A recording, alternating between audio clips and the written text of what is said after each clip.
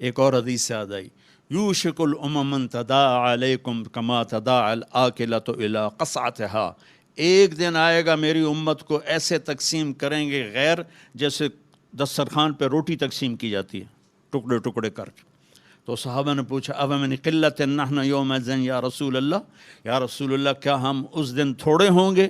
اب میں کہا لا انتم یومئذ کثیر، تم بہت زیادہ ہوگے، ولکنکم غثاء، ان کا غثاء السیل، تم بارش کے طوفانی پانی کے اوپر جو تنکے تیر رہے ہوتے ہیں، تم ایسے تنکوں کی طرح بے حیثیت اور بے قیمت ہوگے، اور وَلَا يَقْذِفَنَّ فِي قُلُوبِكُمُ الْوَهْنَ، اور اللہ تمہارے دلوں میں وہن ڈال دے گا۔ تو صحابہ نے پوچھا یا رسول اللہ وہن کیا ہے؟ کہ حب الدنیا و کراہیت الموت، دنیا کے غلام بن جاؤ گے، دنیا کے بندے بن جاؤ گے، اور موت سے ڈرنے لگ جاؤ گے۔ بھلا موت تو اللہ کی ملاقات ہے۔ ابراہیم علیہ السلام کے پاس اسرائیل آ گئی، چلو جی، تو وہ کہنے کہ بھلا کبھی خلیل بھی خلیل کو مارتا ہے؟ تو وہ اسرائیل واپس گئے، کہا جی وہ ابراہیم تو یہ کہہ رہے ہیں، کہا اچھا اس سے کہو کبھی خلیل بھی خلیل کے ملنے سے رکتا ہے؟ تو انہوں نے کہا جی اوپر سے تو یہی جواب ہے، کہا جلدی کر لے جا لے جا۔ مسلمان کے لیے تو اللہ کی قسم اگر اللہ راضی ہے تو موت سے خوبصورت تحفہ کوئی نہیں، موت سے خوبصورت پیغام کوئی نہیں۔ اگر اللہ ناراض ہے پھر تباہی ہے۔ عمر بن عبدالعزیز اس تخت پہ بیٹھے جس پہ بنو امیہ کے ظالم حکمران بیٹھے تھے، عبد الملک بن مروان، پھر ولید بن عبد الملک، پھر سلیمان بن عبد الملک، اور چوتھے عمر بن عبدالعزیز۔ عبد الملک ان کے سگے چچا تھے، عمر بن عبدالعزیز اور عبد الملک بھائی تھے، مروان کے بیٹے تھے۔ تو عمر بن عبدالعزیز نے 2.25 سال حکومت کی، اور 3 براعظم میں زکوٰۃ لینے والا کوئی نہ بچا۔ 3 براعظم پہ حکومت تھی، جنوبی فرانس سے لے کر شمالی افریقہ تک اور ملتان تک اس بندے کا جھنڈا لہراتا تھا، اور 3 براعظم میں زکوٰۃ لینے والا کوئی نہ بچا، کہ پہلے خزانہ اپنا سمجھ کے لوٹتے رہے، اور انہوں نے خزانے کو امانت سمجھ کے استعمال کیا۔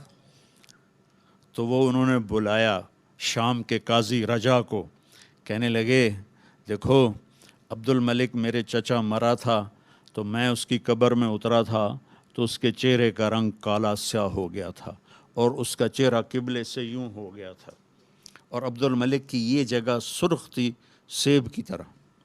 پھر میں نے ولید کو قبر میں اتارا، وہ اس کی کفن کی گیرا کھول کے دیکھا تو اس کا چہرہ ادھر تھا اور کالا سیاہ تھا۔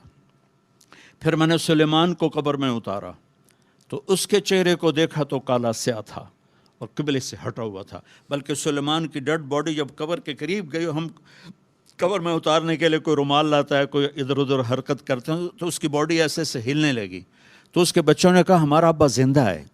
عمر بن عبدالعزیز نے فرمایا زندہ نہیں، قبر کا عذاب شروع ہو چکا ہے۔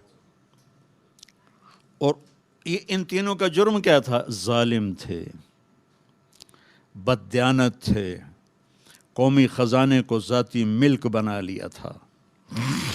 یہ کیا سمجھتے ہیں حکمران کہ یہ مزے کریں گے؟ ان سب کے ہاتھ ایسے بندھے ہوں گے قیامت کے دن۔ یہ جتنے جج صاحبان ہیں یہ کیا سمجھتے ہیں کہ ہمیں بڑی اعلیٰ پوسٹ ملی ہوئی ہے؟ ان کے قیامت کے دن ہاتھ یہاں بندھے ہوئے ہوں گے۔ پھر اللہ پوچھے گا بتا تجھے جو حکمران بنایا تھا تو نے کیا کیا میرے بندوں کے ساتھ؟ اگر وہ جواب دے سکا تو اس کے ہاتھ چھوڑ دیے جائیں گے، ورنہ انہی بندے ہاتھوں کے ساتھ جہنم میں گر جائے گا۔ اور قاضی سے اللہ پوچھے گا ہاں کیا فیصلے کیے تھے، کتنے ظلم کے فیصلے کیے تھے، کتنے عدل کے فیصلے کیے تھے۔ اگر وہ عدل کے فیصلوں میں کامیاب ہو گیا تو ہاتھ چھوڑ دیے جائیں گے اور جنت میں چلا جائے گا۔ اگر ظلم کے فیصلے کرتا مر گیا تو انہی بندے ہاتھوں کے ساتھ آگ میں چلا جائے گا۔ بھائیو آخرت بھی ہے، بھائیو صرف دنیا نہیں ہے، آخرت بھی ہے۔ ٹک ہرس و ہوس کو چھوڑ میاں، مت دیس بدیس پھرے مارا، قزاق اجل کا لوٹے ہے دن رات بجا کر نکارا، کیا بدیا بھینسا بیل شتر، کیا گونی پلہ سر بارا، کیا گیہوں چاول موٹ مٹر، کیا آگ دھواں اور انگارا، سب ٹھاٹھ پڑا رہ جائے گا جب لاد چلے گا بنجارا۔ یہ تو رہنے کی دنیا نہیں ہے۔ الدنیا ثلاثۃ ایام، میرے نبی فرماتے تھے میں پاؤں اٹھاتا ہوں تو رکھنے کی امید نہیں ہوتی، سانس اندر لے جاتا ہوں تو باہر نکالنے کی امید نہیں ہوتی۔ تو بھائیو، اللہ کے واسطے اپنی آخرت کا سودا نہ کرو، دنیا کا سودا کرنا پڑے تو کر دو۔ کیوں حسین ذبح ہو گئے 72 سمیت، 16 اہل بیت اور باقی جان نثار، کیوں اتنا قیمتی خون ذبح ہو گیا؟ کہ ایک طرف دنیا تھی، ایک طرف آخرت تھی، انہوں نے آخرت کو گلے لگایا، نیزوں پہ سر چڑھ گئے۔ عاشق کا جنازہ ہے ذرا دھوم سے نکلے، محبوب کی گلیوں سے ذرا گھوم کے نکلے، چڑھ گئے نیزوں پر، اور یزید نے دنیا بنا لی، آج تک لعنت پڑ رہی ہے۔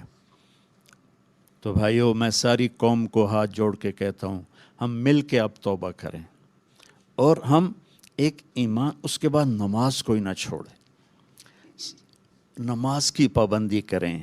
ہماری قوم میں نماز بہت کم ہے، ہمارے کے پی کے علاقے میں نمازی ہیں، لیکن وہاں سود بہت زیادہ ہے، لوگ سود پہ دیتے ہیں اور بہت ظلم کرتے ہیں، نمازی ہیں لیکن سود نہیں چھوڑتے ہیں، تو یہ ان کے لیے بہت بڑی تباہی بن جائے گی۔ 2 آدمیوں پہ زبردست عذاب آنے والا ہے، 2 آدمیوں پہ۔ امت مسلمہ میں 2 قسم کے لوگوں پر سب سے شدید عذاب ہوگا، ایک سود کھانے والا دینے والا نہیں، کھانے والا، سود لینے والا، اور ایک ناحق قتل کرنے والا۔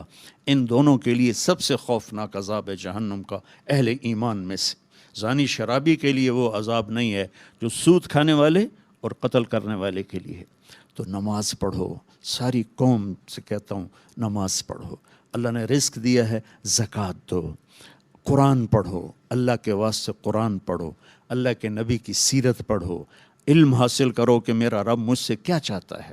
میرا رب پہلی سطر ہے بسم اللہ الرحمن الرحیم، کہ میں رحمان و رحیم ہوں، کوئی سخت حکم نہیں سناؤں گا، آسان ہوں گے، کر لو، بڑا نفع رہے گا۔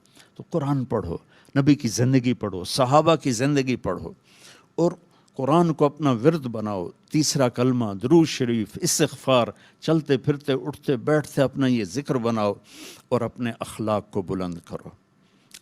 آپ سارے سیاسی لوگ بیٹھے ہیں، لیکن میں نبی کی بات کروں گا، اپنی زبان کا بول میٹھا کرو۔ سب سے کہتا ہوں، جتنے سن رہے ہیں، زبان کا بول میٹھا کرو۔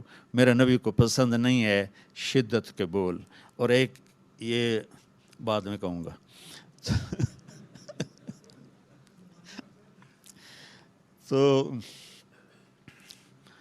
تو اپنی زبان کے بول میٹھے کرو۔ میرے نبی سے پوچھا گیا، یا رسول اللہ، سب سے زیادہ جنت میں کیا چیز لے جائے گی؟ تو آپ نے فرمایا، اچھے اخلاق اور تقوی سب سے زیادہ جنت میں لے جائے گی۔